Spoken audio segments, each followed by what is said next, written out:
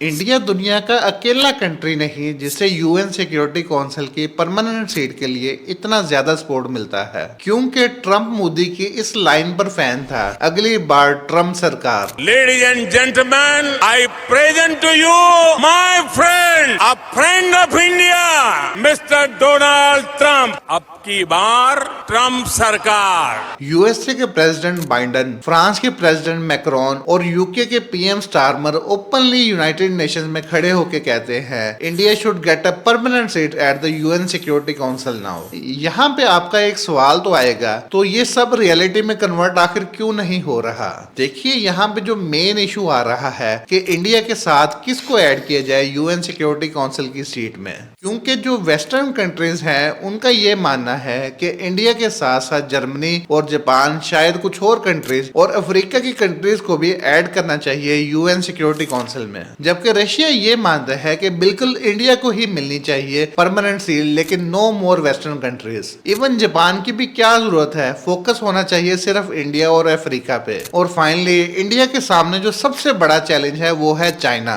China ये चाहता है कि एशिया से सिर्फ एक ही कंट्री यूएन सिक्योरिटी काउंसिल में परमानेंट मेंबर हो, और वो हो सिर्फ चाइना। तो अब देखिए, इंडिया के सामने काफी चैलेंजेस हैं। इंडिया को सपोर्ट तो काफी मिल रही है, लेकिन इस सपोर्ट के रिजल्ट्स देखने के लिए कई साल लग सकते हैं। अब पाकिस्तान इन सब में कहां खड़ा है, आप अपनी राय का इजहार कमेंट सेक्शन में कीजिएगा।